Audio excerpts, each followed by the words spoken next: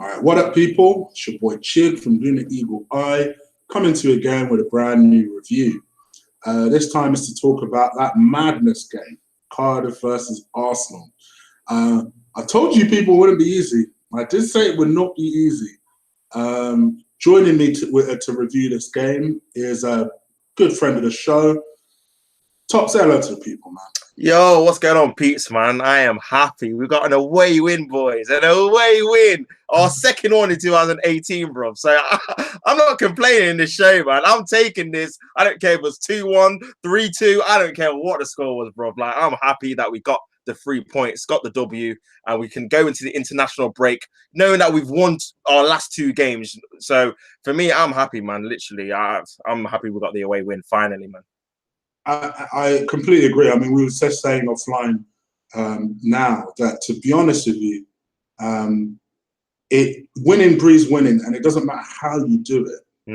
It's a win, and it's hard to be negative. And you know, we'll probably poke holes in our defense because that's what we do as part of doing this channel. You know, we'll talk about what players could have done this better and should have done that. But people, don't misunderstand us. We are happy. Relieved. To be honest, I'm relieved. Quite frankly. Yeah, that's a big one. Yeah, I am relieved because at 2-2, bro, I was sweating. The second goal, as soon as the second goal went in, I was like, oh no. Because we've seen this dance before. We've seen this shit before, where we've gone ahead, the team's pulled it back. We've somehow gone ahead again, the team's pulled it back. And everyone knows this fucking story. Usually, the team then goes on and wins the game or holds us out for a 2-2 when we should have won. So I was just pleased that for once, what impressed me the most, let's fucking start with the positives. I think what impressed me the most was the utter refusal for Cardiff to get anything from that game. That I did like. Because the thing is although Cardiff were putting pressure, I never felt like, other than the 2-2 part, I never really felt like, shit, we could lose this game. Like, I never really felt like that. I had this feeling that eventually our quality will shine through. And I saw Lacazette playing as well as he did, and he was trying without really producing the goal that his efforts deserved until he then banged in that spectacular goal. I mean, what would you say are the main kind of positives that you saw from today's game?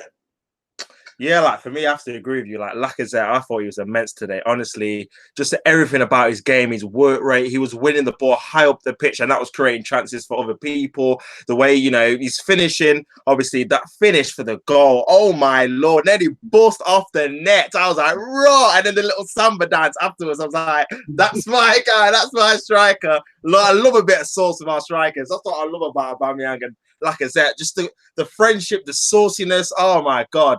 Long are the days of like the likes of Giroud and Bentner and Shelback and them kind of guys, because we've got some real ballers up front. But in terms of positives, I thought, as I said, Lacazette was definitely one. I thought when Torreira came on, he quickened up the play, and this is something that maybe Guendouzi and Xhaka could learn from Torreira. I think with Torreira, he's so efficient. He gets the ball straight away forward. There's no dilly-dallying. There's no extra touch. He wants to get plays into play quite quickly. And I think that's how Mesut Ozil, you see an improvement in his game, because when Torreira gets the ball, he's trying to find Mesut Ozil straight away. And that's when Ozil's already in space. When Xhaka and Guendouzi have got the ball, Ozil gets into space, but then he gets marked out the game. And then he seems like he doesn't have an influence on the game as a whole, because, you know, he's always drifting in and out of the game. But when Torreira came on, I thought there was an improvement in Ozil. I thought there was an improvement in Ramsey. I just think our overall play just quickens up so smoothly. And there's a couple of like sequences where we were, you know, there's a couple of 1-2s and everyone was moving around. Aubameyang was moving up Lacazette, obviously, for Aubameyang's goal as well. That was very greatly done, greatly worked. These guys have to start up front all the league games to me, because we look so much more of a threat. Like, these two players are goal scorers, both of them. They complement each other. They get on and off the pitch. Lacazette's already said that. So for me, we've got to keep starting these players 100%. So in terms of positives, like you were saying, man, the determination, the grit, because we've seen with Arsene Wenger teams in the past, last season as well, where we went 1-0 up against Bournemouth away, we lost 2-1. 1-0 up against Swansea away, we lost 2-1. So there's been away games where we take the lead and then we get a little bit under a little bit of pressure, and then we just capitulate, we just collapse, and we end up losing the game quite comfortably.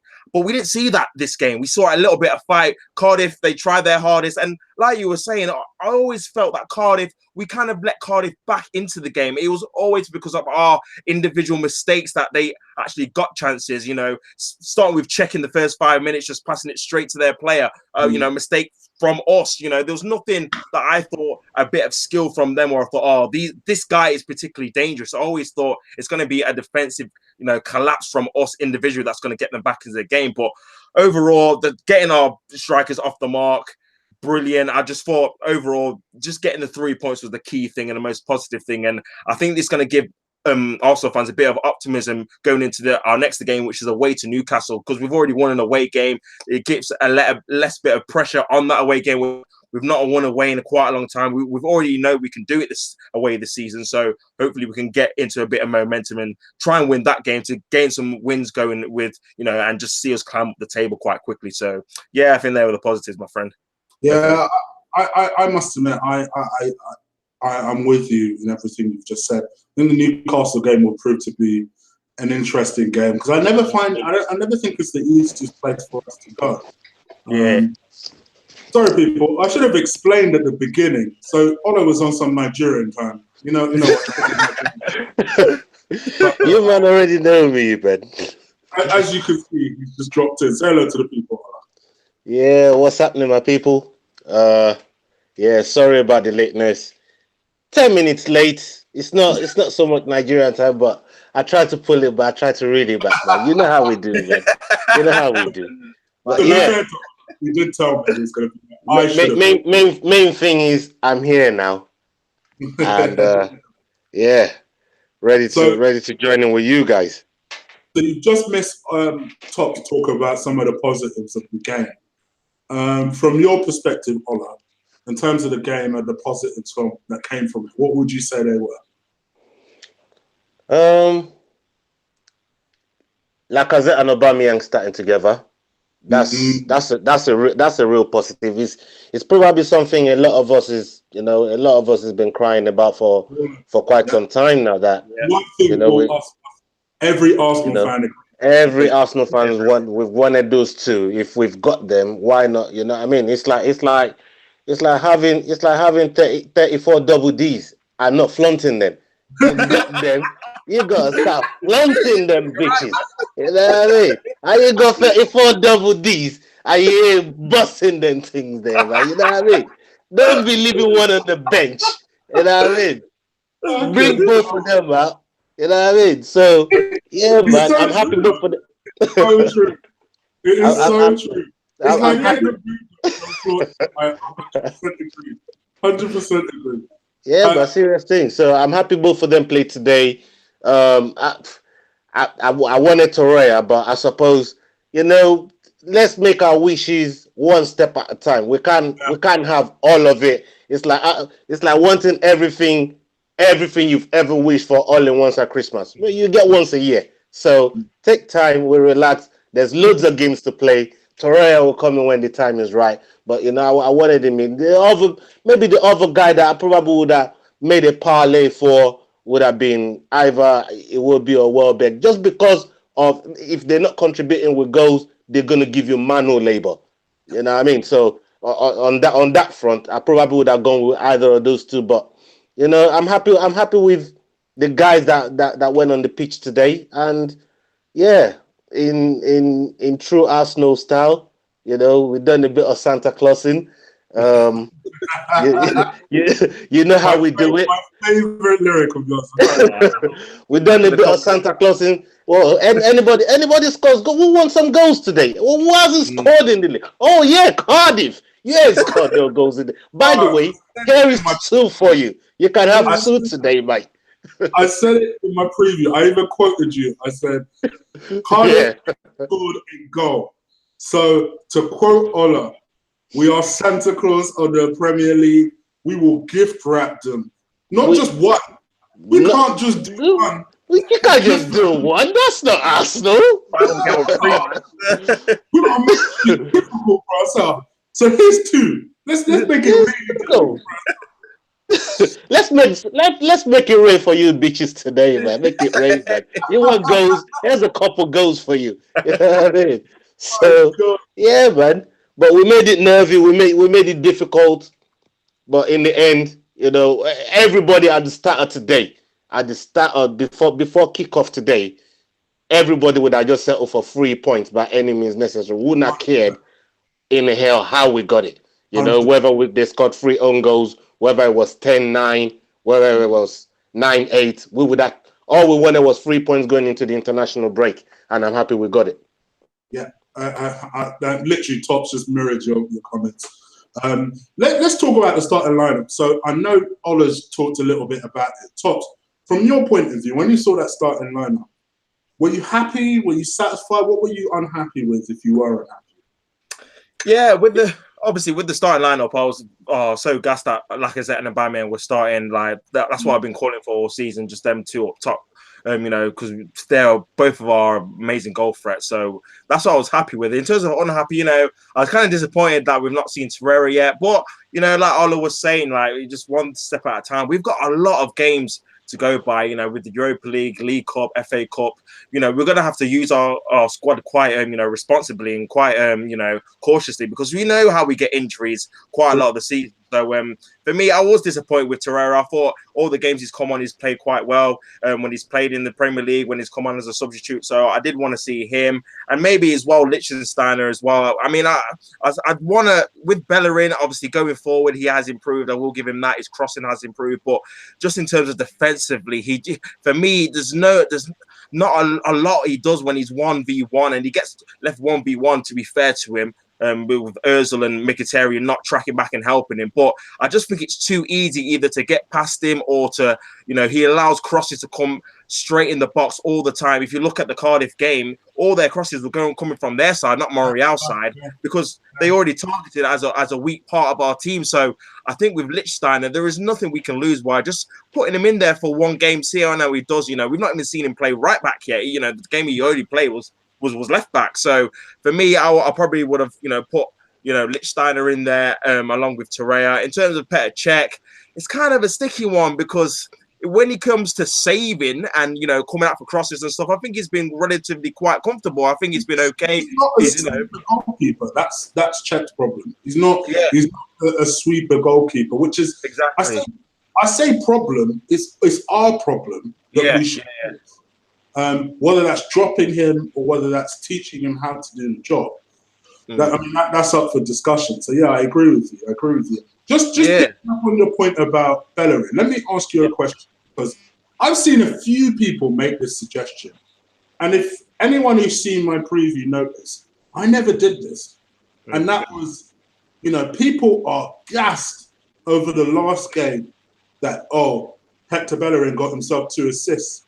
So suddenly he's a winner. Do you buy into this? Nah, I don't buy that personally, because when you look at it, Bellerin only gets in these positions because he's overlapping the actual right winger. So he's in a lot of space to get to the byline. If you're going to put him right wing, you're just going to have a Spanish steel Walcott. He has to run into space. He's not a dribbler. He doesn't take people on. He just literally knocks it past and puts it into the byline, or runs onto a pass. It is already in space. So for me, he's not good enough technically, man. His passing is terrible normally. He's improved on his crossing, his low crossing this season. But for me, a right winger, I don't think that would work. Just because he's fast doesn't mean you can be a right winger. I know people are saying it. Preach. I know people are saying it because defensively he's been a bit suspect this season, but that doesn't mean he's got the capabilities to play right winger, be creative, and take on 2-3 players, which are right wingers meant to be doing. So even if you're a winger, you still need to be able to defend. That doesn't fix the problem. It doesn't fix the problem. It only shifts the problem from being Hector Bellerin's problem to now Lichtsteiner's problem, because Hector can't track back. So I don't even understand why people would suggest that. He's not a winger. He's not creative enough to be a winner. He can't high cross the ball. All right, his low crossing has improved. I still don't think it's good. Don't get it twisted. It's not good. It's just improved. That's it. He's now gone from being shit at doing that to being okay at doing that. But that doesn't mean So do you think? Let me play devil's advocate here for a minute, guys. Come on, Because sometimes tops be moving at 100 mile an hour. I'm trying to keep up with the lyrics. I'm trying to keep up with the with the programs that my man's coming out with. My man be talking like Buster Rhymes, be going on like Bone Thugs. You know what I mean? So I try to reel it back a little bit now. So do you think now you're saying Bellerin is only just got okay? He was shit before, and now it's okay, and that's with Emery spending what the best part of 2 months with him. Could he be better as a winger on coaching? And he's still young. It's not like Czech that you can say you can't teach an old dog new tricks.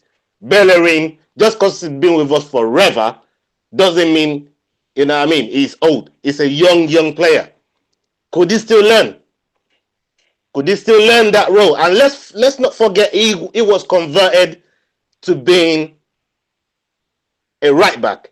He was a natural right winger when he played for Barca. He was, yeah. So do you think, because let's look at it. If you look at it like since he came with us, obviously it's not really had any competition going forward. And I mean the first season when he broke in and sat Debuchy on the bench after Debuchy got that injury, this guy had no competition and he was lethal.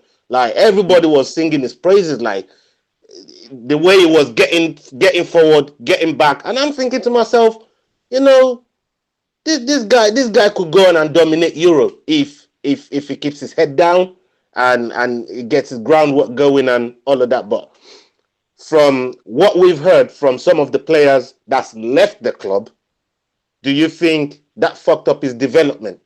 Because when everybody leaves, be it Fabregas, be it all the guys that's left us and went to play for Clichy, Nasri, gone to another club and won things, they talk about our style of training and what we do in training. And do you think that could have fucked up Bellerin's development?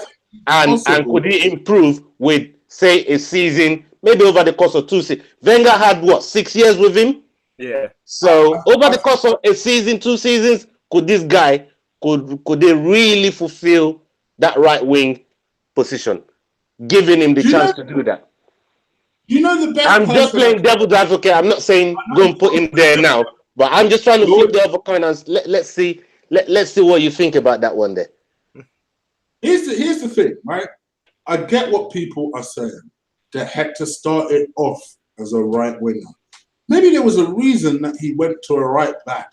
Either way, I don't think he would excel at either. He's not creative enough to be a right winger, which is probably why somebody thought, well, he could be an effective right back. Except the motherfucker can't defend, so people are trying to look for solutions where there isn't any. He can't cross the ball. All right, his low crossing has improved and he got himself 2 assists. Why does that now mean that people feel like he can be a winner? I mean, if you do that consistently, then all right, there's a conversation to have. But it's like, I think people are genuinely making a decision of 2 assists, where admittedly, over the course of this season, he's gotten better. And defensively in that game, to be fair, he was rubbish. Defensively, he was garbage defensively in that game. And fundamentally, in your job description as a right back, your number 1 job is to defend. Forget the assisting and, For me, like there's someone in the chat room saying, oh, we'll obviously make him a winger. All right, I understand he can't defend. Are you telling me he's so creative that you would start him as a right back now? Really? Really? No, come on, people.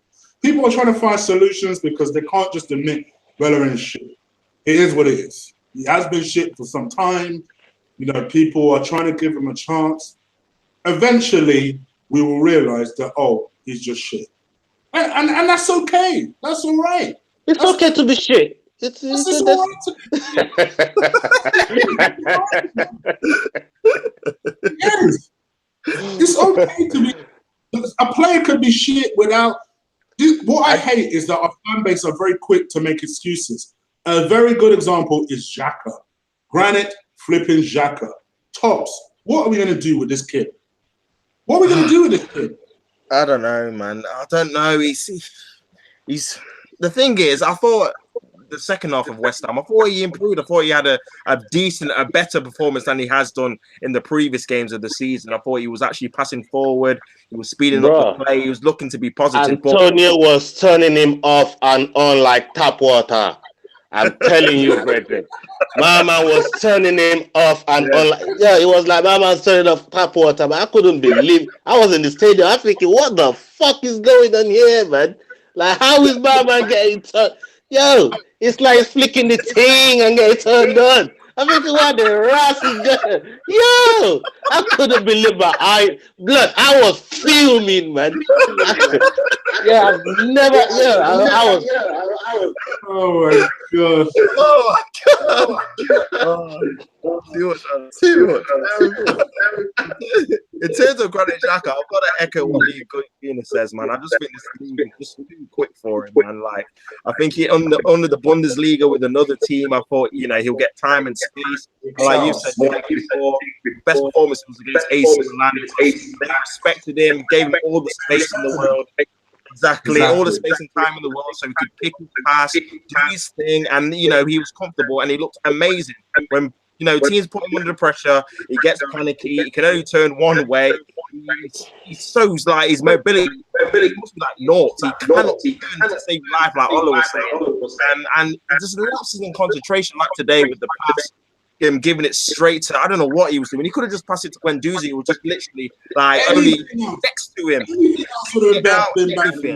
Anything. Literally, it just cost us. I mean, don't get me wrong, we should have defended better before we conceded the goal, but it just stemmed from that mistake. And I just think with Xhaka, there's always a liability that he's going to do something like that. He's going to give away the ball, or he's going to let a runner run off him so they score a goal like we've seen plenty of times last season. So for me, I don't know. He's got to just be a squad. Like, for me, he's just got to be a squad player. Unless you can find a way where he's effective, he's productive. Because even going forward, I know he got the assist for the corner, but in terms of goals and assists, his numbers are nothing to shout about that he deserves to be in the team. So for me, if he doesn't do that, then what does he actually provide? Doesn't provide defensive cover because he's not a defensive midfielder. So if he's not doing that and he's getting turned and he's making mistakes, it's just a liability we cannot afford to have in the teams, and he's not doing performances where you think, okay, right, you deserve to be starting. These performances are below average.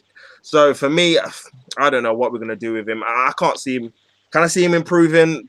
I don't know, man. Not under this team, because I just don't think we can cater to someone who doesn't have a defined role in the team. Can anyone actually say what his defined role is? I don't know still, and he's been at the club for nearly 3 years. So it's worrying, man. But obviously he's just on a new deal, so we might be able to cash in on him and sell him for a better P if we can. But for me, I don't know if he's got a future. What do you boys think? Do you think he's got a future here?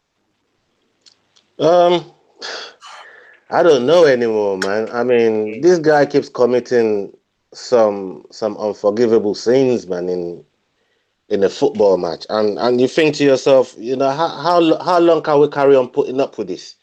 How long can we carry on dealing with this type of contempt? But it is what it is. The manager's giving him the chance. I don't know what he's doing in training. He's definitely doing something in training. Yeah, it must be. Yeah, he's doing something in training to keep getting selected, and he done it the whole of last season. He played what? How many games last season? Every Premier League game he played. Every fucking game. How does he do that?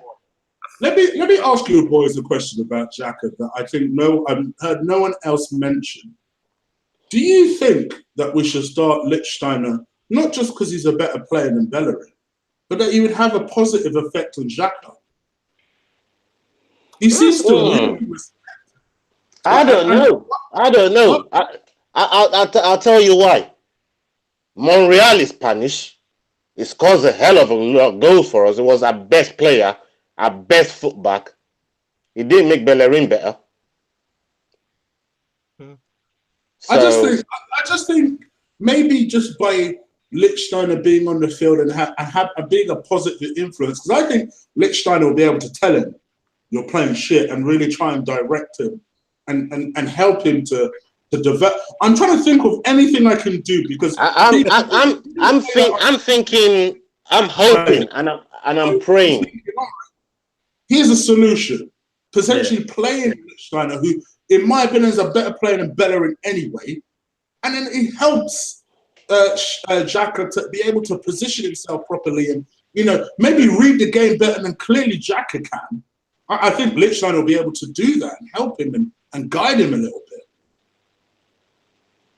I don't know. I think it's an interesting thing that you put up there because you see his performances for Switzerland and they are better than they are for Arsenal, definitely.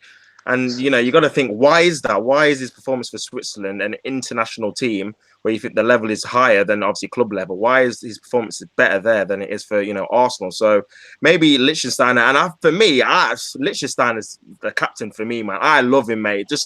He's just no nonsense, gives it all you got. Like, no one can chat to him. Like, no one will come to him face to face. If you want a punch up, he's coming for you. Like, he doesn't care. That's what I love about him. So, for me, I can see that leader quality in him. I'm not gonna lie. I'm loving that about Socrates as well. I'm loving that part. I'm loving that side of Socrates willing to take a yellow for. I mean, if anybody that watched the West Ham game last week, I mean, they done some stupid type of time wasting the entire game. I mean, when they went 1-0 up, because they went 1-0 up and. From like 30 minutes or something, they started time wasting. And I'm thinking, what the fuck is going on? And the ref let it happen. We scored the third goal. So I think something happened halfway on the pitch. And Socrates must have picked up the ball. It was their foul. It was West Ham's foul. Picked up the ball, just ran a couple yards with it, then dropped the ball. He got a yellow card for it. And I thought to myself, how has West Ham got away with time wasting the entire game? And we do it. The first time we do it, we get yellow card. It's ridiculous. And I tell you what, when Lichtsteiner comes on, eventually he's going to start playing. He will get some game time. Yeah. And when he does, he's going to get the same treatment because it's us. Because, look, refs are not accustomed to us doing stuff like this. So when they see us do it, they're going to think, hold on, it's going to stick out a little bit in their mind. But with West Ham, they do that on a regular. Everywhere they go, refs are with them. You know what I mean? Cardiff, the Stoke. Well, Stoke's not in the league no more, but you know what I'm trying to say. The lower league team there, that's their bread and butter. You know what I mean? They go around, they foul people, they time waste. As soon as they go a goal ahead, that's what they result to. So, I mean, with Cardiff today at 1-1, those guys started time wasting. Like, there's not another half of a game to go. How are you time wasting at fucking 1-1 in the first half? What's at home? You know what I mean? What's going on? But the ref. If you look at the ref performance today, and I'm not one to laying on refs or whatever, but I mean, it was horrible today, man. Terrible refereeing. And I think they need looking into. And no wonder, look, everybody's saying, oh, he's going to take the fun out of the game. He's going to take the human element out of the game. No wonder they want to introduce VAR because the refs ain't doing their jobs properly. Because if you're going on a pitch and you're 50-50 and you're not going to be biased and you're going to play the game as you see it, then maybe there won't be no need for VAR today.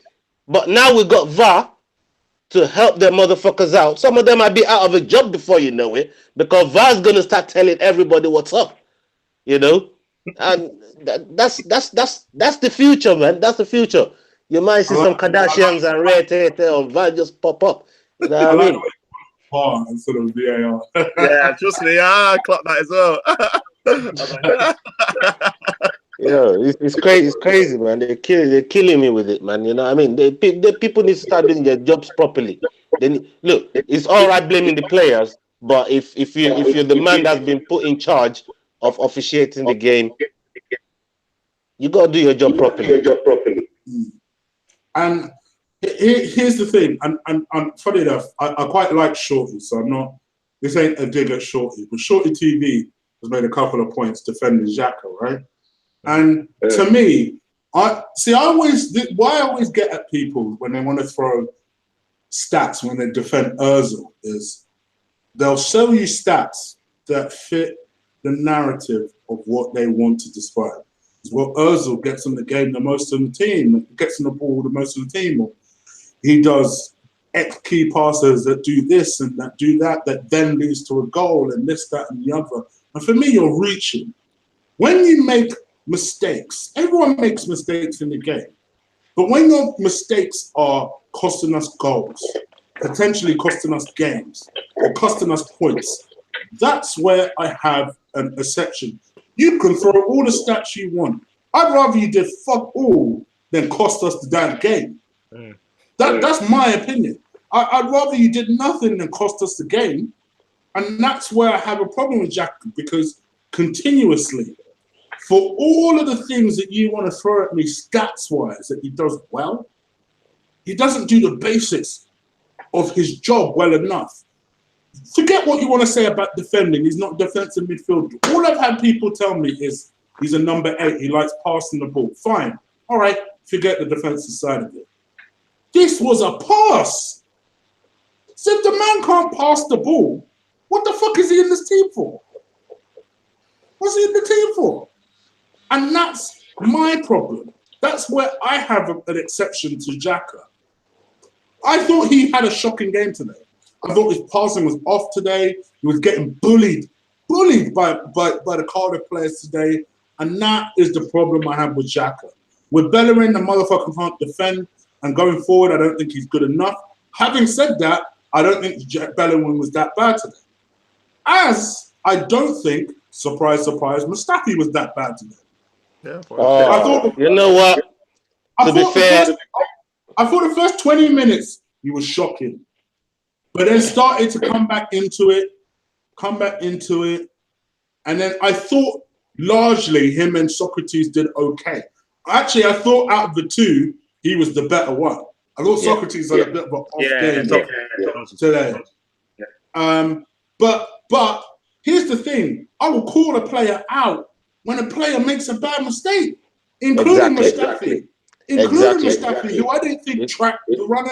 When I think they had a dangerous chance when they didn't track the runner. I just thought, this is the problem. You scored a fantastic header. Don't get it twisted. But then you let us concede a goal for not tracking the runner properly. You're meant to do that. You're meant to stick with the runner. And that's my issue with Mustafi. He doesn't see the full picture. And by the time he does, normally he's not goal side of the ball, and we've conceded a goal. How do you think Mustafi played today? Yeah, I didn't think he played too bad. It was a game where he grew confidence. I thought, minutes. I think all of the defense, even with Czech, I think Czech didn't go passing it straight to their player. I think that made all of the defense nervous. I think everyone was just on edge. They wasn't sure if they wanted to pass to Czech or not, because they already made a mistake. I think it was a game where everyone was trying to grow into it. And I think Mustafi, I didn't think he had a good game. I think he was winning quite a lot. Putting quite a lot of crosses on that right-hand side, Bellerin side. I think he won the majority of them, to be fair. And like you said, it's just with Mustafi, I just think there's lapses of concentration. Similar to Xhaka, let's run off him, like you said, or not in the right position. He dives in from time to time. But I think, to be fair, under Emery, I think that's been cut out a little bit. I think he's been a bit more calmer, especially after last season, where every game he's on the floor. I think he's stopped that a little bit. I think he's a bit more calmer under this new role under Emery. And I think today, I think it was a decent performance individually. But in terms of a team, I just think as a whole, defensively, we need to stop conceding chances. And that I think comes from the midfield as well, protecting the back four, and obviously defense trying to protect Czech. I think we just concede so many chances to the likes of Cardiff, who, like you said, have not scored a goal before this game. You know, if we're conceding this many chances to them, you know, when we go to like Anfield or all these other Etihad and all these other White Hart Lane or Wembley or whatever places. Etihad, what? My man, Allah, Etihad. I like that. I swear that before Chick fixed you up just now, yeah, you sounded like the nun from The Conjuring 2, brethren. Dude. Yeah, there's some mad echoing. Echoing. You sounded like the nun from Conjuring 2, man. Fucking hell. I don't know if it let you know when I turn your volume down, but I basically turn the volume down, turn it back up, and then it fixed the echoing. So you're probably seeing people in the chat room saying, "Oh, that's much better now." Yeah. I was wondering, like, what's going on in the chat? Whatever. Yeah. That's what I'm basically doing. So every time you're echoing, I'm literally just pushing you down, pushing you back up. I don't know what that is. I don't know if it's because you're not using a mic or a headphone. Yeah, maybe we should get. Yeah, I'll probably get some or something. But yeah, man, like I was saying, I think Mustafi he had a decent game. But I thought he was better than Socrates. I thought he sometimes got caught in possession and there's a couple of opportunities where 1v1 I think he got beat too easily, and if they had a better quality of player, we could have been punished from that. But overall, as I said, I don't know. To be honest with you, I think when Unai Emery, hopefully when he gets the money, if he gets the money, I think this back four will be changed in 1 or 2 years' time anyway, including the keeper as well. I think Leno will come in eventually and Czech will be replaced. So in terms of the performance so far, I thought it was good enough today. Obviously, we got the win, but I'm hoping that he can continue to improve because we're going to need it. We can't keep conceding this many chances to these teams. So hopefully he can end up doing that. Yeah, I agree with you, man. You know what, Ola, I don't know your opinion on Mustafi. How do you feel like he did today? For me, Mustafi is somebody I've always given a lot of criticism to, and anybody that knows that I haven't given him a break. But on today's performance, I thought he did all right. I thought he did well. I thought he covered. He did. I thought he did his job. I thought he was on job today, especially in the second half. I mean, like you said, halfway through the first half, he didn't really cover himself in glory too tough.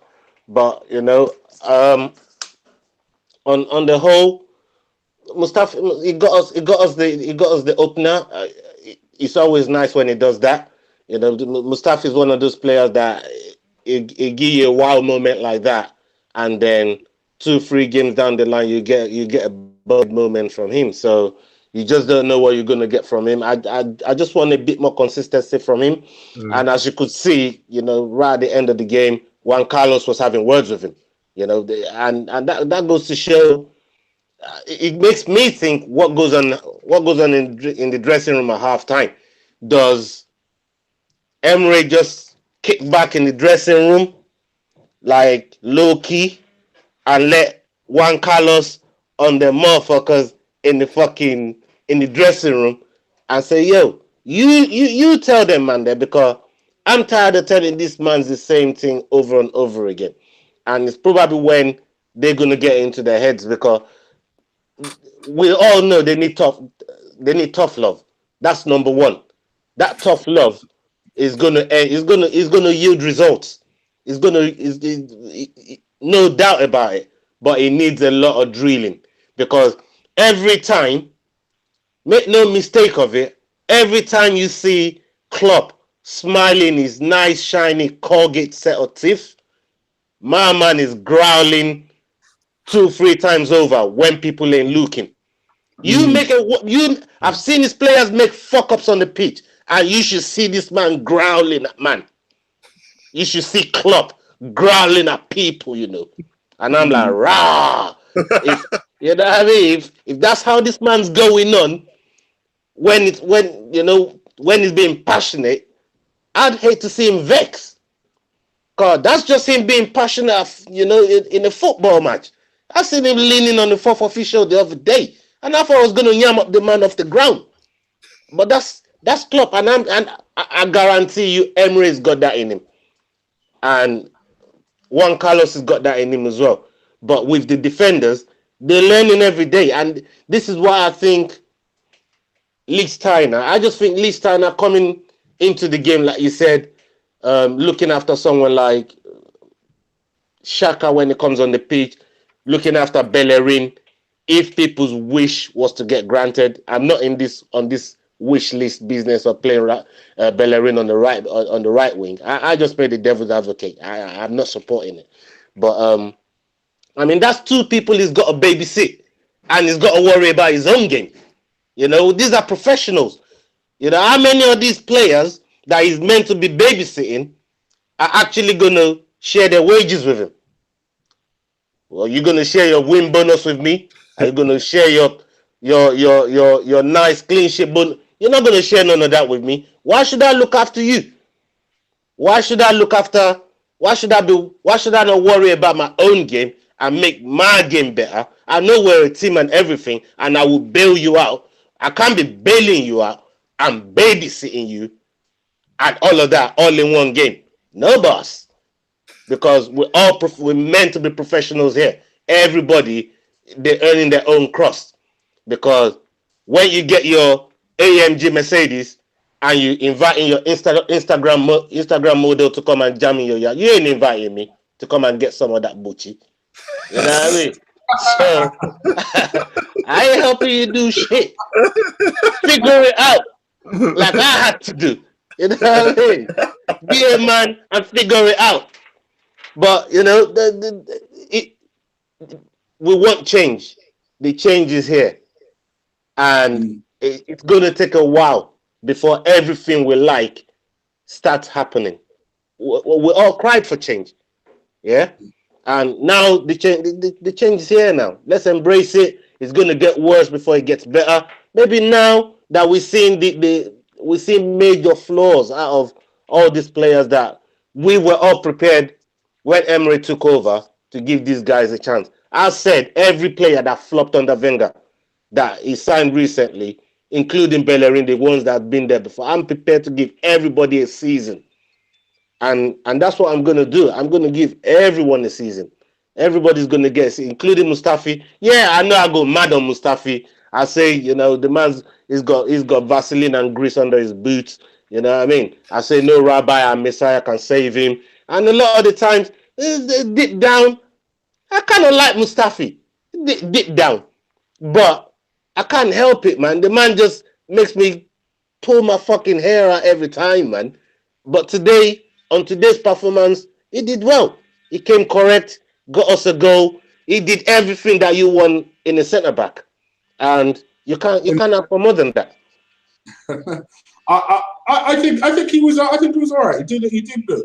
I wouldn't necessarily say he was amazing. I still feel like he fails to track runners. I think that's his number one flaw. I never find him imposing. Having said all of that, I think out of the two defenders, he was the better one. I think he had a very good second half. And I feel as though, who knows, maybe he might grow to be a competent defender. And sorry to cut you, Chig, and to add to that as well, I don't think either of the two goals had anything to do with our centre-backs. I think it was more to do with the midfielders in front of them fucking up, one in Guendouzi and the other one was Xhaka. So, you know, you can't really lay them two. I was gonna ask Tops what he thought. What do you think about Guendouzi, Tops? Oh, well, this season. Yeah. I like the mic all of a sudden found, by the way. Yeah. Gotta get that preps, man. Gotta get it preps. But, trust me. I thought Guendouzi, I think he's been obviously a revelation in the pre-season. I don't think anyone had ever heard of him before we signed him. He did very well in pre-season, got rewarded.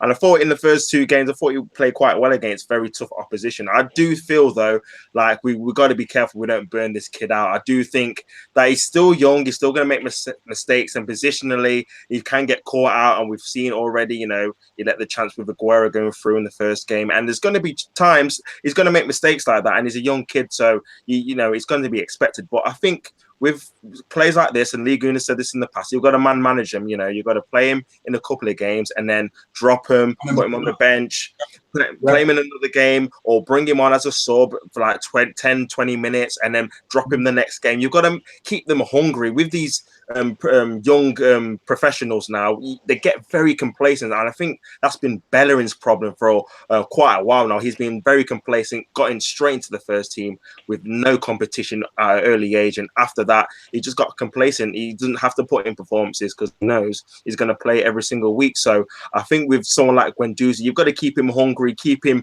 wanting to work hard so he can maintain a place. He's got a taste of it now, but he needs to really try and show that, you know, this is not going to be him starting every single game this season. He's going to have to work hard to maintain that level of performance he was in pre-season, so he can carry on being in the team. Otherwise, he's going to be out. So I do rate the kid. I think he's a very, very hot prospect, very, very big talent, and I think we have to manage him well. Otherwise, we might get someone like what Iwobi's been going through the last couple of seasons, where you know he's been out of form and being mistreated and stuff like that. So for me, you just got to carefully manage the kid. But I do rate him, mate. Yeah, I think he's quality.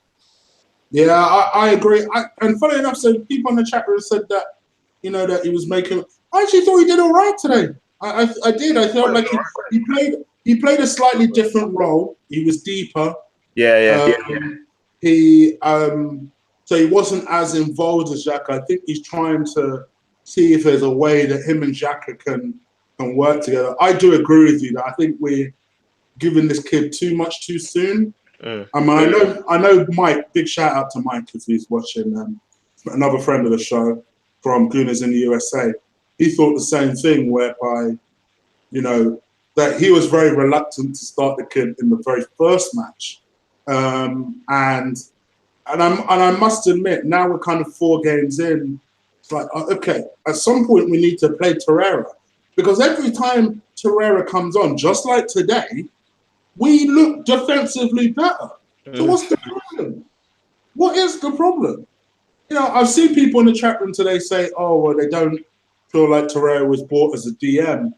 He's our DM, because I think if he wasn't bought as a DM, we would have gone on and got Nzonzi. And the fact that we didn't make a play for Nzonzi makes me think, okay, they have faith that, you know, we've got enough there to be able to play DM. So I want him to kind of develop, but I also don't want him to, as you say, fall into that Iwobi trap. The brilliant thing about Emre now is I think he's managing that Iwobi situation perfectly. I know he was ill today, but even now he's not giving Iwobi everything. Are we sure he didn't have a bust up with Emre?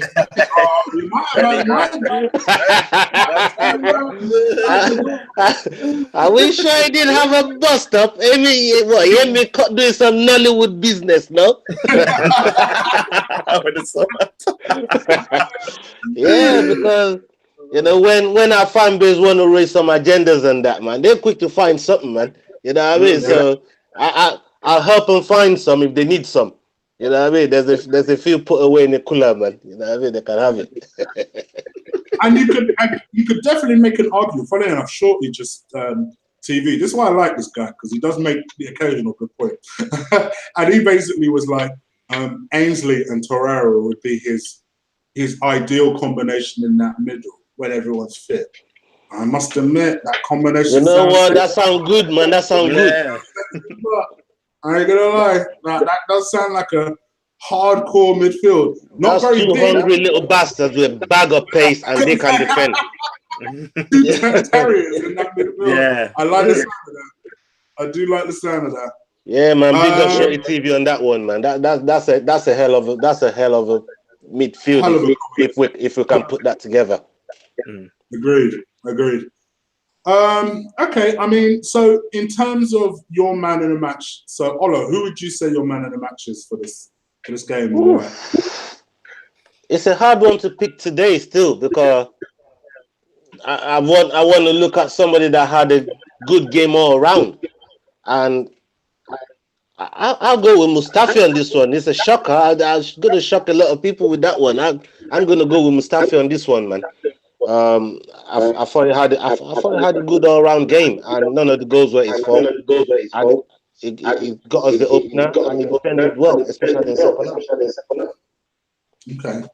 And yourself, Tops, what would you say? I'm gonna go for Lacazette, man. I thought he was just yeah. I thought from start to finish, he looked hungry. He looked like he wanted to win the game. He looked like he wanted to score goals. So much desire. And I just think he deserved his winning goal, and it was a fantastic finish to end it up. And he gets an A-star for the Dancers too. So for me, Lacazette's my guy, man. And he assisted Aubameyang. Yeah, very good link-up play for the Aubameyang finish. So for me, raw game, man of the match, definitely. Yeah, for me, I even before I'm glad he scored the goal because he deserved it. But even if he hadn't scored the goal, I still would have said Lacazette because my man he was a nuisance for them the entire game. Like a little pit bull was just causing problem after problem after problem for that defense. Who, let's face it, that Cardiff defense is just as shaky as ours. They're not confident, you know.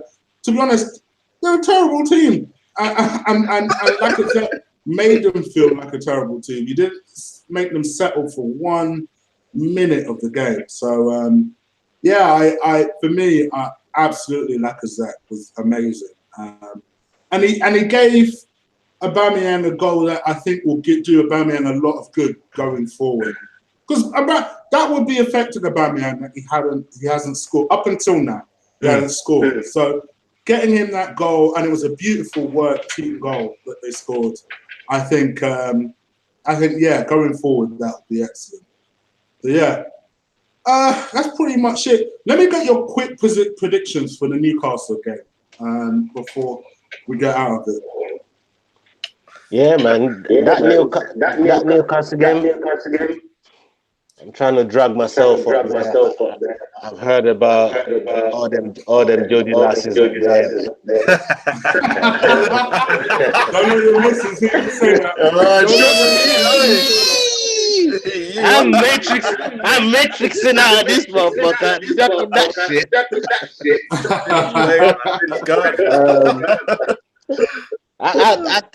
I take a win any which way it comes, man. 2-1, man. Because right now we can't keep a clean sheet, man. So I'm not even giving us a clean sheet like that. Yeah. So yeah, What about yourself, Tops? I'll probably go 2-1 as well. I mean, they lost 2-1 to Man City, Tottenham, and Chelsea, so it seems to be a running trend. So hopefully we can follow it as well. I mean, we definitely need to try and compete with them in terms of victories if we're going to try and go for the top 4 season. So for me, we've got to win 2-1. I do agree with Archie. Historically, we have been shit after internationals. And Newcastle away, I still don't find it a comfortable game to watch. And I think Rafa has been unlucky up until now with some of the results he's had. I actually don't think Newcastle have played as badly as their league position suggests. Having said all of that, I still back us to win 2-1. So let's see. We're unanimous on that. Yeah, man. Yeah, I think so. Which means we'll probably lose now. Fuck it, please. But thank you guys so much for joining me for the review. Both these guys have excellent channels, even though Ola starts to slip again. So Ola, let these people know. You see what time I just coming from work just to do this. Bro, don't even try it. Don't even try it. You know I've seen Mr. DJ in the chat room. Yeah, I know. I got shook when I saw him in there just now. Like, woof. Gee, I was gonna be on me, man, like the police doggy. Let people know where they can find you. Yeah, man. Capital Scorpions TV. Go check man's content on that. I got some stuff on there for you, man. So yeah, man. Subscribe, like, share, all of that good stuff. There you go. And name of his channel and everything is in the description below. So if you want to check out spellings and everything, put that into the YouTube search and you'll find his mug. And just give him a subscribe. Speaking of people that need subscribes, for all the work he puts in, my man don't have nearly enough subs. And puts in a hell of a graph, man. Makes me look stink out here. My man Tops needs more subs. So Tops, let the people know where they can find you, man. Yeah, man. Arsenal Match TV, bro. I've just done my review earlier today on the Cardiff game, so go check that out. Yeah, you're gonna see me just like an analytical review of all the games. So if you want to hear a bit of me, then come subscribe, put those notification bells on, all of that good stuff, man. Comment, do what you gotta do. I'll interact. So yeah, man. Let's do this. Let's do this, man. Arsenal Match TV. Let's go. And I promise you, there's no echoing from Tops. Yeah, 100%. I don't know what's going on, but yeah. Clean audio, man. Clean audio. So go to Arsenal Match TV, give them a subscribe. And if you're in a subscribing mood and you ain't subscribed to this channel, what are you doing? Hit that subscribe. Man. Hit the subscribe button. As Danny Welbeck says on the Arsenal fan, what are you doing? I can't do it. Serious. I can't do his accent. But literally, Chick, before you go, it's a fight month. It's month for combat sport. I mean, going into the first week of October, man. It's crazy out here. Yeah, what we doing, Chick, man? What we doing, man? Yeah, come on, Chick. I'm twitching just thinking about this. What's going on, man? Brother? What are we doing? Going on, you're talking about the McGregor-Khabib fight, right? Yeah, there's a whole lot of things going on this month. Yeah. Triple G is happening with Canelo. Yeah, Joshua's happening. There's so much happening, man. Yeah, it's crazy. Woodley, come on, man. Woodley, I know. Darren Till. I've already told you before, and the minute you're ready to do it on your channel, let me know. I'll jump on there. We gotta do something this month. I don't give a fuck what time we gotta put. We gotta do something, man. I'm telling you, man. Yeah. All right, but yeah. I'll drop you a message still. I'll drop you a DM. And any of you motherfuckers out there that want some smoke on FIFA, yeah, I burn up your idol, Lee Gunner. If you're listening, I smoked him up in his yard. Yeah. If any one of you out there wants some smoke, bring it, and I'll burn you up too. So for those of you who don't know what he's talking about, so basically he went over to Lee's house. You may have heard Lee say, the FIFA master and that on this channel a couple of times, right? I'll be honest, I've never seen Ola talk about, being like a FIFA man or anything like that. So then I saw this tweet from Ola, kind of almost like consoling Lee. My man said, so I dropped Lee a message. I dropped him a voice note, like, bruv, why is Ola saying he beat you on FIFA? What happened? He's like, bruv, I don't know what to tell you, man. I can't do these kickoffs, bruv. I don't know what's going on. I was like, oh, seriously, you got burned by Ola. Okay. Because I know that. On East Coast, so I didn't even play Xbox, bro. My man's on Xbox One. I didn't even play Xbox. I had to buy a fucking Xbox pad or some Facebook Market shit. When I bought some fucking chip pad, took it down his yard, I smoked him up like a blood clot reefer. You see? I know Tom, another friend of the show. Big shout out to Tom. Yeah, man. Good Tom, man. I know that Lee beat him, so I thought, okay, maybe Lee's not gassing. Maybe he's quite good. But when I saw this status from Ola, I was like, okay, I didn't know Ola was a FIFA man like that. Yeah, okay. Man, I'm crazy. I don't, bro. I drop you the bar. I drop you the bar on the voice, though. Don't make me drop that bar again live on air, man.